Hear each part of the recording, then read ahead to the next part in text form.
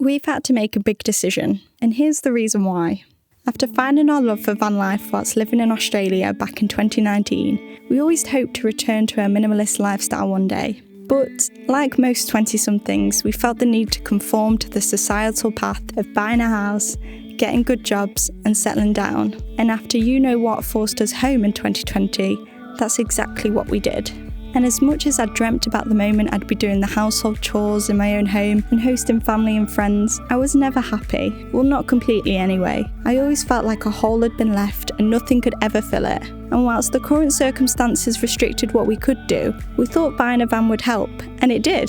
This gave us our first glimpse of travelling again and the possibility for us to have an escape on the weekends and to venture around the UK. But I'd like to say that the van helped, as it did, truly, but it was never long enough. That sinking feeling would still hit me as we returned home once again. We still spoke constantly about one day doing it full time again. We just never knew when. The funny thing is, when buying a house, most of the time you buy to stay for a long period of time and then you move on, usually to a bigger house, and then the property ladder carries on and on. But for us, we bought a house, only half decorated it due to the reluctance to settle, and then once the penny had dropped and we'd had enough, we were now at the point where we needed to sell everything again. The plan was to never live in our T5. It was just there and sort of made sense as a trial period. It felt like less of a risk to travel in that than to buy another van, as it was already there, sitting on the drive. When we made this decision, a lot of people told us that we had a lot of balls and that they wished they had the courage to do it. Now, I don't think of it like that. I think of it as if we were desperate to get out of the life we were living. My mental health had hit rock bottom, and I started to grow to resent the house we were living in, as I felt no joy. So when we decided to sell, it wasn't a big life-changing decision. It almost felt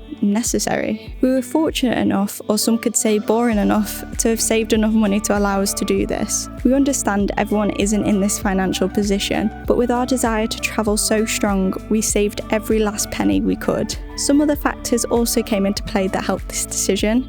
It was as if the universe was telling us to just go for it. The feeling that we felt from the moment we left was unmatched. We had no major plans apart from to drive until our hearts were content. This van took us to over 12 countries and made us fall in love with the tiny living and off-grid lifestyle that we once had known. And whilst the summer months brought us barbecues and morning picnics, once the cold and wet months drew in, the tiny van suddenly felt smaller than ever before. We did have a solution though, a light bulb moment if you will. We thought that to escape the months when the weather was the worst, we would backpack around the warmer countries and enjoy the sun there instead.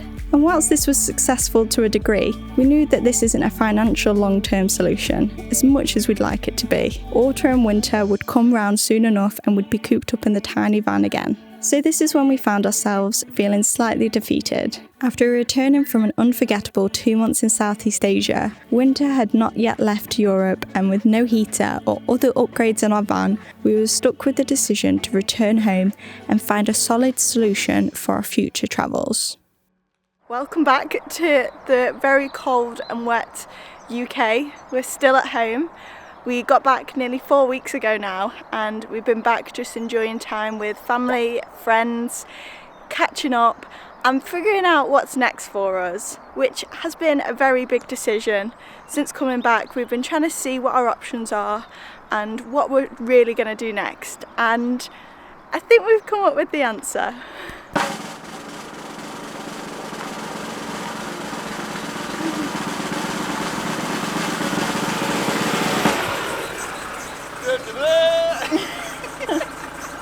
We have gone and bought ourselves a brand new van.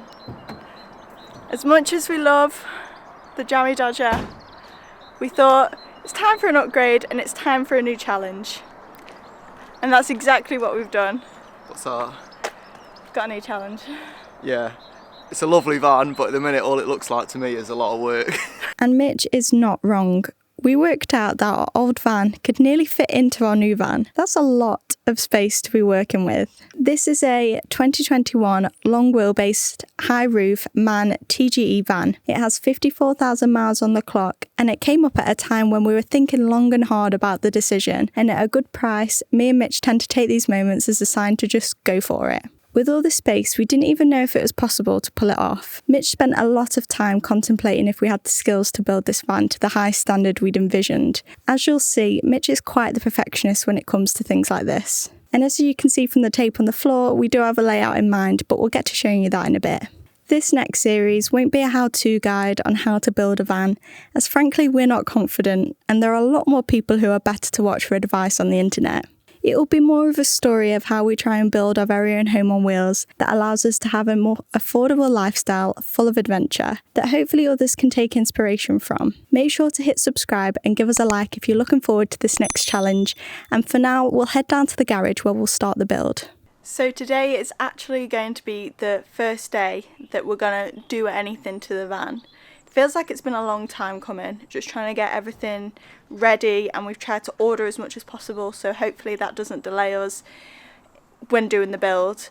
So I actually feel really nervous to start today because it's all of a sudden started to feel really overwhelming that we've got all these things that we need to do and now we've just got to start doing it. But we know to just take it step by step and one thing at a time.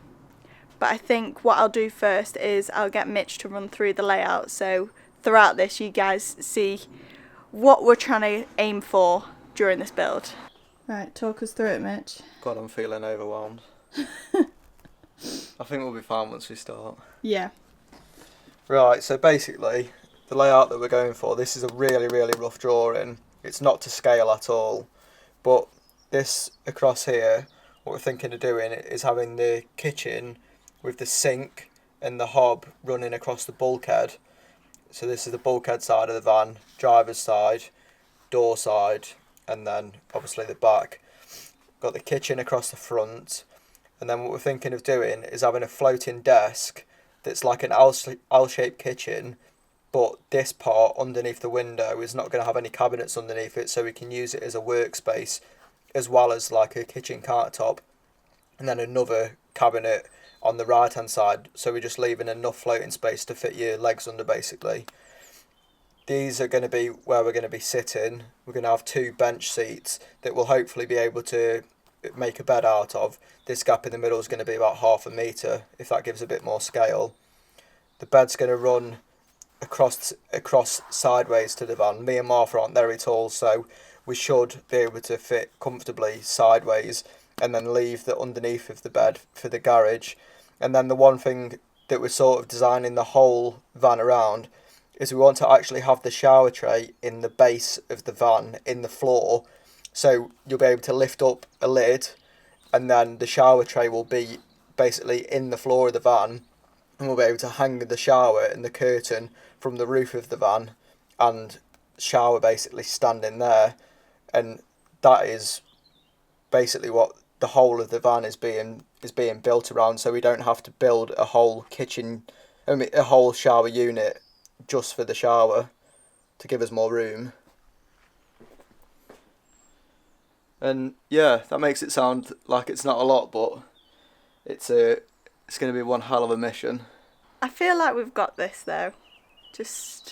We'll just remember this moment now. We'll just look back at this moment when we want to rip each other's heads off. Yeah. It's all going to be fine. If we pull it all off, it'll be worth it. But there's going to be a lot of shouting, a lot of screaming, and probably tears. Yeah. But it'll be worth it. And it's a different sort of challenge for us. So I'm excited to take it on because I have absolutely no DIY experience. And I mean, Mitch is an electrician by trade, but I wouldn't say that you've ever... Yeah, the one thing I'm worried mainly is like the woodwork inside of it, which is like the biggest scope of the whole van. Yeah. But it doesn't seem like it's rocket science. I think we can do it, we say. But yeah, the main reason for this is just we need more space in the van.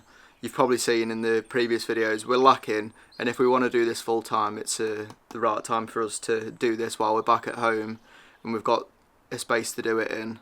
And yeah, hopefully we're going to do it in like 10 weeks would be nice. Well, we'll see. Maybe 12. Maybe 12 months. No. Yeah, we've got to get cracking, and that starts now. But we don't know what we're doing yet, we haven't decided. No. So we're here now and we still don't know what we're doing. But it's fine. It's fine, we'll figure it out. We're going in head first in the next video and starting with the scariest job. Cutting 4 massive holes in the van with the hopes that they'll turn into 2 windows, a skylight and a roof fan. Seems simple enough, right? Okay, so everything just went really wrong really quickly. Please subscribe, it's completely free to do, and let us know in the comments if you think we'll pull this off. Oh man, this is hella stressful.